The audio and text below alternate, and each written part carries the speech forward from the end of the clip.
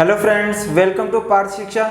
दोस्तों, आज तक हमने यानी पिछले 4 लेक्चर में अकाउंटिंग इक्वेशन के हमने अपने असाइनमेंट का 6 क्वेश्चन कर लिया है। ठीक है, आज लास्ट लेक्चर है अकाउंटिंग इक्वेशन का और आज के इस लेक्चर में हम अपने असाइनमेंट का question number 7, question number 8 and question number 9 करेंगे। ठीक है, और ये 3 क्वेश्चन कंप्लीट कर लेने के बाद आप अकाउंटिंग इक्वेशन के किसी भी तरह के क्वेश्चन कर सकते हैं आसानी से।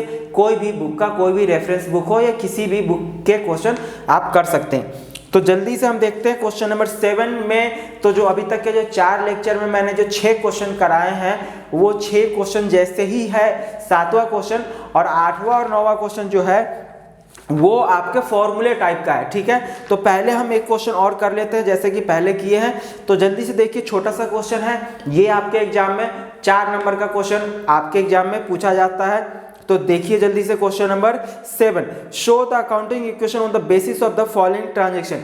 यानी कि फॉलोइंग ट्रांजैक्शन दे रखे हैं, नीचे कुछ ट्रांजैक्शंस है, उसका अकाउंटिंग इक्वेशन प्रिपेयर करना है। सबसे पहले सेम वैसे दे रखा है, स्टार्टेड बिजनेस विद कैश ₹60,000।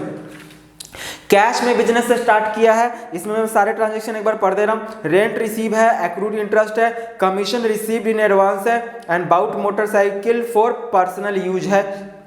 तो सबसे पहले स्टार्टेड बिजनेस जब स्टार्ट करते हैं तो कैश से शुरू होता है। किससे शुरू होता है? कैश से। कितने रुपए का कैश? 60,000 रुपए से।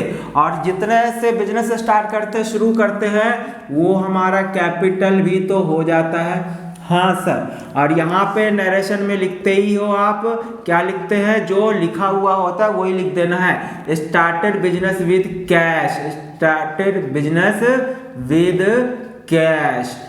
सेकेंड ट्रांजैक्शन में आपको क्या लिखना है? सेकेंड में बोला rent receive. Rent receive income है। क्या है दोस्तों? इनकम मैं ऑलरेडी बता चुका हूं। जब भी कोई इनकम होता है, क्या होता है? इनकम होता है। तो इनकम के 2 सिचुएशन है, यानी कि सबसे पहला अगर इनकम है तो पहला सिचुएशन तो आपका कैपिटल प्लस हो जाएगा। क्या हो जाएगा? कैपिटल प्लस हो जाएगा। और दूसरा रास्ता है अगर रिसीव हो जाए। क्या हो जाए? रिसीव हो जाए। ठीक है, तो अगर आपको रिसीव हो गया है तो आपका ये कैश में प्लस हो जाएगा। और अगर रिसीव नहीं हुआ है, नॉट रिसीव, तो नॉट रिसीव हुआ है तो देखिए इनकम आपको मिल गया तो कैश से फ्यूचर में बेनिफिट मिलेगा, कैश है, एसेट्स है। और अगर मिलना बाकी है फ्यूचर में तो वो क्या है आपके लिए? फ्यूचर में बेनिफिट देगा। फ्यूचर में बेनिफिट देगा तो वो एसेट्स कहलाता है। क्या कहलाता है? एसेट्स। और एसेट्स का नाम क्या होगा? Accrued income. क्या? Accrued income. ठीक है, तो इस क्वेश्चन में रिसीव हो गया है। जब भी कोई इनकम हो जाए, इनकम एक्रू हो जाए तो कैपिटल में तो प्लस होगा ही। तो कितने रुपए का इनकम है? इनकम है आपका क्वेश्चन में 2,000 रुपए का रेंट रिसीव हुआ है। रिसीव दे रखा है, क्या लिख रखा है? Income receive. तो रिसीव का मतलब ये रहा। ठीक है, तो कैश में प्लस कर दीजिए 2,000 रुपए। 2 ट्रांजैक्शन कंप्लीट हो गया। आप क्या करना है? प्लस माइनस करना होता है ना, यहाँ पे ये आप इस तरह से शो करेंगे। तो क्या लिखते हैं अगला? New equation. तो ये न्यू इक्वेशन जो है यहाँ पे आपका 62,000 हो गया और यहाँ पे भी 62,000 आ गया। ठीक है, नेक्स्ट ट्रांजैक्शन में क्या दे रखा है आपका क्वेश्चन में? Accrued interest. अब एक्रूड इंटरेस्ट मैंने वही बताया कि एक्रूड इंटरेस्ट हम देते भी है लेते भी है। सर देते कब है? जब हम लोन लेते हैं। तो लोन लेने पे इंटरेस्ट देना हमारे लिए एक्सपेंस कहलाता है। और इंटरेस्ट रिसीव कब होता है? जब हम कहीं बैंक में पैसा जमा करते हैं, इन्वेस्टमेंट करते हैं, तो इन्वेस्टमेंट पे हमें इंटरेस्ट रिसीव होता है, इनकम है। सर यहाँ पे सिर्फ इंटरेस्ट एक्रूड मतलब बकाया है, अब वो मिलना बाकी है या देना बाकी है। तो याद रखिएगा क्वेश्चन साइलेंट रहेगा तो एक्रूड इंटरेस्ट, एक्रूड जो है वो इनकम के लिए यूज करते हैं। अगर क्वेश्चन साइलेंट है तो एक्रूड वर्ड जो है हमेशा इनकम के लिए यूज करेंगे। अगर क्वेश्चन साइलेंट है तो कुछ एक्सेप्शन है, जैसे कि सब्सक्रिप्शन एक इनकम होता है तो उसके लिए हम आउटस्टैंडिंग वर्ड यूज करते हैं। ठीक है ना, दोनों का मतलब एक ही होता है। बट मैं आपको बता रहा हूं कि अगर क्वेश्चन साइलेंट है, एक्रूड लिखा है, तो इसका मतलब वो एक्रूड इनकम मानेंगे। क्या मानेंगे? इनकम, ना कि एक्सपेंस। तो इसका मतलब एक्रूड इंटरेस्ट है। यहाँ पे क्या है? Accrued interest. तो ये हम इसको इनकम मानेंगे। एक्रूड का मतलब मिलना बाकी है, अभी मिला नहीं है, मिलना बाकी है तो इसका मतलब फ्यूचर में बेनिफिट मिलेगा ना। हाँ सर, तो फ्यूचर में बेनिफिट मिलेगा मतलब एसेट्स, फ्यूचर में कोई बेनिफिट मिले, ये रहा नोट रिसीव। क्या है, इनकम तो है बट नोट रिसीव, इसको कहते हैं, नोट रिसीव को कहते हैं एक्रूड, बकाया मिलना बाकी है, तो इसका मतलब फ्यूचर में बेनिफिट मिलेगा। तो एसेट साइड में कॉलम बना लीजिए एक्रूड इनकम, इनकम का नाम क्या है, इंटरेस्ट। ठीक है सर, ये एक्रूड इंटरेस्ट का कॉलम बन गया। कितने रुपए है एक्रूड इंटरेस्ट, आपका है 500 रुपए, तो यहाँ पे आपका 500 रुपए। दूसरा इफेक्ट, क्योंकि हम डबल एंट्री सिस्टम पढ़ रहे हैं, डबल एंट्री सिस्टम हर ट्रांजेक्शन के 2 इफेक्ट होते हैं, तो पहला तो ये एसेट, दूसरा इनकम है ना, इनकम एक्रू। देखिए इनकम मिलना बाकी है, इसका मतलब हमने सर्विस दे दिया है, तभी तो इनकम मिलना रह गया है ना। हाँ सर, तो जैसे मैंने कोई सर्विस दे दी, इनकम अराइज हो गया, इनकम जनरेट हो गया। इनकम जनरेट का मतलब क्या है कि मैंने कोई सर्विस दे दिया और पैसा मिलना बाकी है, तो मैंने आपको पढ़ा दिया, पूरा महीना कंप्लीट हो गया, मैंने 1 महीना पढ़ा दिया, तो इसका मतलब मेरी इनकम जनरेट हो गई है, मेरी इनकम क्रिएट हो गई है। तो इनकम क्रिएट हो जाना क्या है, कैपिटल इंक्रीज हो जाएगा। क्या हो जाएगा, कैपिटल में प्लस हो जाएगा, चाहे वो मिले या ना मिले। ठीक है, कोई इनकम जनरेट हो गया, राइज हो गया, कैपिटल में प्लस होगा, मिल गया तो कैश में प्लस होगा, नहीं मिलेगा तो एसेट साइड कॉलम बना लेंगे एक्रूड इंटरेस्ट। तो यहाँ पे देखिए नहीं मिला ये और कैपिटल में प्लस, तो ये तो हमने कॉलम बना लिया और यहाँ पे कैपिटल में प्लस हो जाएगा कितना रुपए, 500 रुपए। तो ये थर्ड ट्रांजेक्शन था, थर्ड भी कंप्लीट हो गया है। और यहाँ पे आप लिख देंगे सेम टू सेम जो लिखा है क्वेश्चन में, यहाँ पे लिख देंगे न्यू इक्वेशन, ये 0 लगा देंगे, कुछ ना लिखा हो यहाँ पे, तो 62,500, यहाँ पे 62,500, ये इक्वल टू का साइन रहेगा। नेक्स्ट में क्या लिखा है, कमीशन रिसीव्ड इन एडवांस। अब देखिए कमीशन रिसीव की बात हो रही है तो इनकम है, कमीशन रिसीव हो रहा है, कमीशन रिसीव इनकम है, बट इन एडवांस है। मतलब ये कि मैंने किसी को कोई सर्विस देने से पहले ही कमीशन ले लिया। कमीशन कब मिलते हैं, जब हम कोई किसी को सर्विस देते हैं तो कमीशन हमें मिल गया एडवांस में, मिल गया है, रिसीव हो गया, तो रिसीव हो गया तो कैश में तो प्लस हो जाएगा। कहाँ प्लस हो जाएगा, कैश में। कितने रुपए रिसीव हुआ एडवांस में, 1000 रुपये, तो ये 1000 रुपये कैश में प्लस हो गया। अब ये कमीशन रिसीव हुआ है इन एडवांस में, तो इसका मतलब कैश में प्लस हो गया है, तो कैश में प्लस। दूसरा इफेक्ट कहाँ जाएगा सर, कैपिटल में तो जब ही प्लस होगा जब वो इनकम एक्रू जनरेट हो गया हो, बट यहाँ एडवांस में मिला है।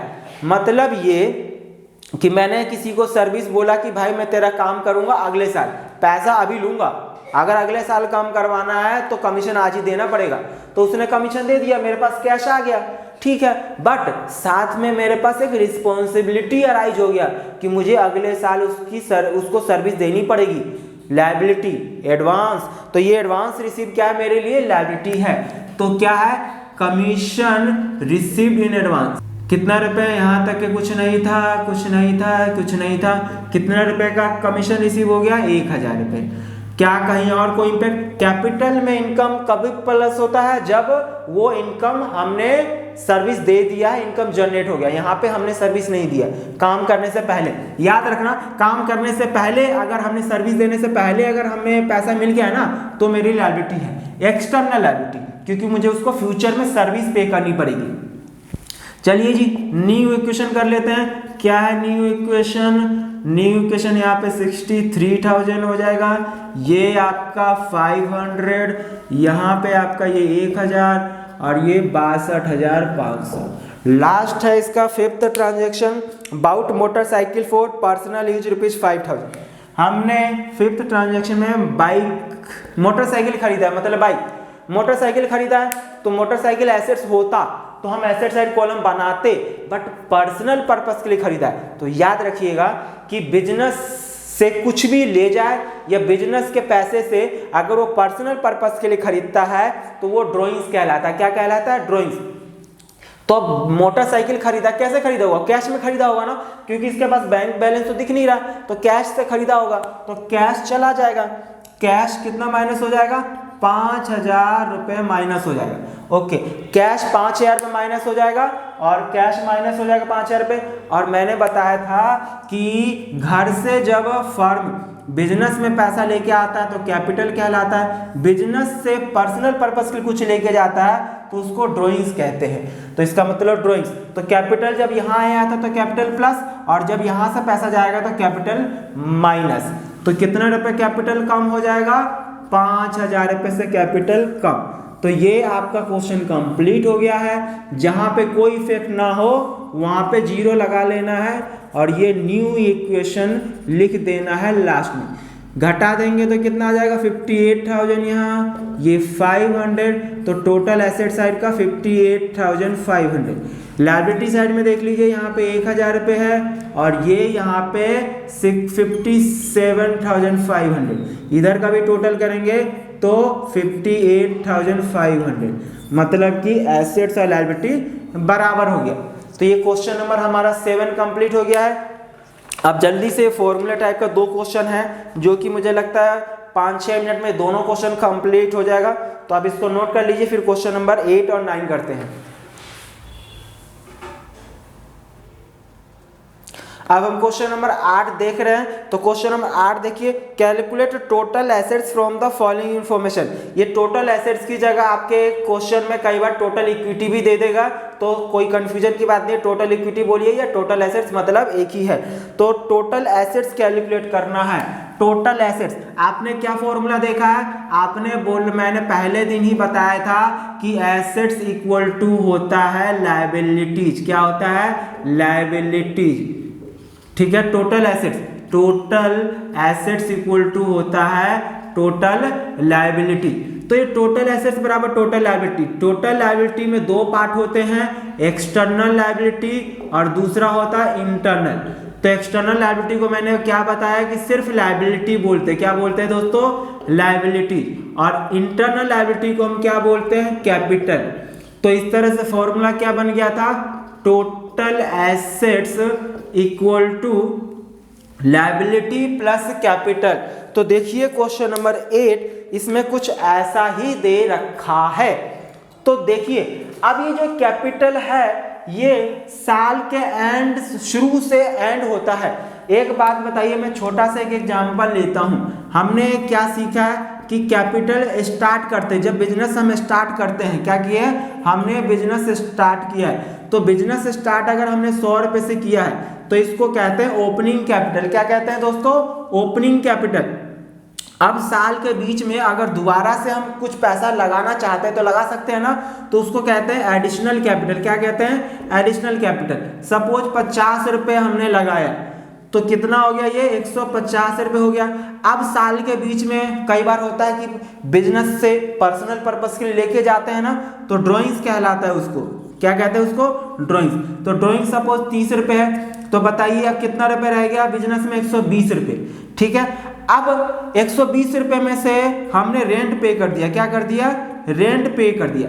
तो रेंट पे करने से मैंने बताया ना कैपिटल कम होता है ना, 10 रुपये रेंट पे कर दिया। मुझे कहीं से इंटरेस्ट रिसीव हो गया या कमीशन रिसीव हो गया। क्या हो गया? कमीशन रिसीव हो गया। तो कमीशन रिसीव मेरे लिए इनकम है ना, तो ये क्या हो जाएगा? प्लस हो जाएगा 20 रुपये। तो इसका मतलब कितना हो जाएगा? ये आपका हो जाएगा, ये 10 रुपये माइनस करेंगे तो 110, 130 रुपये हो गया। हाँ जी। और कुछ प्रॉफिट हमने कमा लिया। अगर प्रॉफिट होगा तो क्या हो जाएगा? प्लस हो जाएगा। तो प्रॉफिट मान के चलो 40 रुपये कमा लिया, तो कितना रुपये? 170 रुपये। इस कैपिटल को कहते हैं क्लोजिंग कैपिटल। क्या कहते हैं इसको? Closing capital. तो ये दिमाग में फिट कर लीजिए, यहां से ओपनिंग से यहां आते समय ये सारा कुछ होता है। तो अगर ये आपको लॉजिक पता चल गया है, तो अगर आपको क्लोजिंग कैपिटल कैलकुलेट करना है तो यहां से यहां आने के लिए प्लस माइनस समझ में आ गया। और अगर आपके एग्जाम में क्लोजिंग कैपिटल दे रखा है, ओपनिंग कैपिटल कैलकुलेट करना है, तो उल्टा करना है। यानी यहां से यहां जाने के लिए यहां से यहां जो आए हो उसका उल्टा करोगे, मतलब जो प्लस किए हो माइनस करोगे, जो माइनस किए हो प्लस करोगे। ये लॉजिक दिमाग में फिट कर लीजिए। यही है पूरा काउंटिंग इक्वेशन का खेल, याद रखना है। ठीक है सर। तो अब इस क्वेश्चन में क्या क्या दे रखा है? हमें तो टोटल एसेट्स कैलकुलेट करना है। और देखिए ये कैपिटल का ही ट्रीटमेंट बताया है। ये मैंने किसका ट्रीटमेंट बताया है? Treatment of capital. क्योंकि सारा खेला जो होता है ना वो कैपिटल का ही होता है। आपका लायबिलिटी और एसेट्स तो अपने आप ही एक जगह रहता है, सारा चेंज किसमें होता है? कैपिटल में। ठीक है, तो इसका मतलब जरा देखते हैं क्या क्या है। सबसे पहले capital at the beginning of the year दे रखा है, यानी कि कैपिटल बिगिनिंग में दे रखा है 1,40,000 रुपये। क्या दे रखा है कैपिटल? 1,40,000 रुपये का आपका कैपिटल दे रखा है। रेवेन्यू, रेवेन्यू का मतलब है इनकम दोस्तों। रेवेन्यू, ये जो कमीशन रिसीव्ड है ये इनकम है। क्या है ये? इनकम। इनकम को ही रेवेन्यू कहेंगे। क्या कहेंगे यहाँ पे? आप समझ लीजिए बस इतना। और इसको बोलते हैं एक्सपेंस। क्या बोलते हैं? एक्सपेंस। तो रेवेन्यू से कैपिटल क्या हो जाएगा? प्लस हो जाएगा। अगर रेवेन्यू है तो देखिए मैंने यहाँ पे प्लस किया था ना, तो प्लस कर देंगे, और अगर एक्सपेंस है तो माइनस कर देंगे। तो इस क्वेश्चन में देखिए रेवेन्यू है 40,000 रुपये का और एक्सपेंस है, एक्सपेंस देखिए हमने माइनस किया था ना, एक्सपेंस से कैपिटल कम हो जाता है। तो एक्सपेंस है आपका कितना रुपए? क्वेश्चन में 35,000 रुपये दे रखा है। ठीक है। क्रेडिटर, क्रेडिटर का मतलब क्या है दोस्तों? लायबिलिटी। क्रेडिटर का मतलब क्या है? लायबिलिटी। तो मैं लायबिलिटी के नीचे लिख दूंगा क्रेडिटर है 1,20,000 रुपये। क्या है? 1,20,000 रुपये। तो ये 1,20,000 रुपये मैं यहाँ पे लिख रहा हूँ, ये मैं यहाँ क्रेडिटर छोटे से में लिख दे रहा हूँ। ठीक है। अच्छा, और आगे क्या लिखा हुआ? Bank overdraft. दोस्तों बैंक ओवरड्राफ्ट भी मेरे लिए क्या होता है? लायबिलिटी होता है। तो बैंक ओवरड्राफ्ट भी मेरे लिए लायबिलिटी होता है। तो यहाँ पे लिख दूंगा बैंक ओवरड्राफ्ट। तो ये ओवरड्राफ्ट कितना रुपए है? 12,000 रुपये। तो ये बैंक ओवरड्राफ्ट भी मेरे लिए लायबिलिटी हो गया। ड्राइंग्स, ड्राइंग से कैपिटल कम होता है ना? हाँ जी, तो माइनस कर देंगे ड्राइंग्स। तो ड्राइंग से कैपिटल कम हो जाएगा 12,000 रुपये, माइनस कर देंगे। हाँ जी। लोन फ्रॉम बैंक, हमने लोन भी लिया है तो इसका मतलब लोन लिए हैं तो वो भी क्या है? लायबिलिटी का पार्ट है। बाहर वाले से लिए ना, लोन बाहर वाले से लेना एक प्रकार से एक्सटर्नल लायबिलिटी है। तो लोन फ्रॉम अदर, मैं सीधा लोन लिख रहा हूँ। कितने रुपए का लोन है? लोन फ्रॉम बैंक 1,00,000 रुपये। तो ये सारा पार्ट जो है ये और ये तीनों किसका पार्ट है? लायबिलिटी का। और ये सारा किसके इक्वल टू में आ जाएगा? Total assets. किसके? Total assets. तो अब आप इसका टोटल सम कर लीजिए, जितना आएगा वो आ जाएगा 3,65,000। कमाल है ना। तो ये हमारा क्वेश्चन नंबर 8 था। ये क्वेश्चन नंबर 8 का फॉर्मूला कैसे बन गया? टोटल एसेट्स इक्वल टू मैंने बताया कि लायबिलिटी प्लस कैपिटल। तो लायबिलिटी में देखिए लायबिलिटी नंबर 1 मैं अलग कलर से लिख दे रहा हूँ। तो ये आपका लायबिलिटी नंबर 1 था, ये लायबिलिटी नंबर 2 था और ये लायबिलिटी नंबर 3 था। ठीक है। और ये सारा यहाँ से यहाँ तक जो है वो किसका पार्ट है? कैपिटल का। तो ये तीनों मिला देंगे तो लायबिलिटी प्लस कैपिटल। ठीक है। हाँ जी। अब हम बात करते हैं क्वेश्चन नंबर 9 की। जरा क्वेश्चन नंबर 9 देख लेते हैं। Raina started a business on 1 April 2020 with a capital of rupees 1 lakh and a loan of rupees 50,000 taken from Dhoni. During 2020-21, he had introduced additional capital of rupees 50,000 and withdrawn rupees 30,000 for personal use. On 31st March 2021, his assets were rupees 3 lakh. Find his capital as on 31st March 2021 and the profit made or loss incurred during the 2020-21. तो इस question में हमको दो चीज calculate करने के लिए बोला है। एक बोला है 31 मार्च 2021 की कैपिटल, मतलब क्लोजिंग कैपिटल। सर कैसे? क्योंकि इन्होंने बिजनेस स्टार्ट किया 1 अप्रैल 2020, तो इसका फाइनेंशियल ईयर जो है वो स्टार्ट हुआ 1 अप्रैल 2020। तो क्लोजिंग डेट कब आएगा? 31 मार्च 2021। तो इसका मतलब क्लोजिंग कैपिटल कैलकुलेट करनी है और दूसरा प्रॉफिट हुआ या लॉस हुआ। ठीक है सर, बहुत आसान है। हमने बस इसको ध्यान रखना है जब भी अकाउंटिंग इक्वेशन की बात करनी हो तो सबसे पहले तो क्लोजिंग कैपिटल कैलकुलेट करना है और क्लोजिंग कैपिटल बहुत ही आसानी से हो जाएगा। हमने फॉर्मूला क्या देखा? Total assets equal to total liability. Total liability में लायबिलिटी प्लस कैपिटल होगा, तो यही फॉर्मूला यहाँ पे लगा देना है। अब यहाँ जो एसेट्स दे रखा है, देखिए फॉर्मूला हमने क्या सीखा है? Assets equal to liabilities plus capital. क्या? Plus capital. और अगर मैं इन सब के आगे ओपनिंग लगा दूं तो सब कुछ ओपनिंग बन जाएगा, और अगर इन सब के आगे मैं क्लोजिंग क्लोजिंग जोड़ दूं तो क्या बन जाएगा? ये क्लोजिंग बन जाएगा। हाँ सर, तो क्लोजिंग की क्या बात है? क्योंकि क्वेश्चन में आपका देखिए क्या दे रखा है, ओपनिंग कैपिटल दे रखा है 1 लाख रुपए, ठीक है। Loan of 50,000 taken from Dhoni, यानी लोन लिया गया, इकलौता लायबिलिटी सिर्फ 50,000 रुपए का लोन है। अब बताइए लोन साल के बीच में लिए हो तो एट द एंड में भी तो सेम अमाउंट होगा ना लोन का, क्योंकि लोन का अमाउंट रिफंड कर रहे हो, ये तो लिखा नहीं है क्वेश्चन में। तो इसका मतलब क्लोजिंग लायबिलिटी आपकी कितने की हो जाएगी, 50,000 रुपए से, जो कि आपने धोनी से लोन लिए हो। हाँ, और आगे क्या है लिखा, 31 मार्च 2021 को उसकी एसेट्स कितने की है, 3 लाख रुपए की है at the end of year. इसका मतलब क्लोजिंग एसेट्स, तो क्लोजिंग एसेट्स 3 लाख रुपए दे रखा है, क्लोजिंग लायबिलिटी दे रखा है, और तीन ही चीज का खेल है यहाँ पे। तो बताइए अगर तीन में से दो चीज का इंफॉर्मेशन आपको क्वेश्चन में दे दे तो तीसरा तो बैलेंसिंग फिगर आ जाएगा ना। तो बताइए 50 इधर जाके माइनस हो जाएगा तो कितना आ जाएगा, 2,50,000 रुपये। ये 2,50,000 रुपये क्या आ गया आपका, क्लोजिंग कैपिटल। कमाल है जी। अब क्लोजिंग कैपिटल आ गया। मैंने आपको बोला है कि ओपनिंग से क्लोजिंग पे जाने के लिए ऐसा करना है और क्लोजिंग से ओपनिंग पे जाने के लिए ऐसा करना है। तो बताइए हमको इस क्वेश्चन में क्लोजिंग भी आ चुका है कैपिटल और ओपनिंग भी आ चुका है।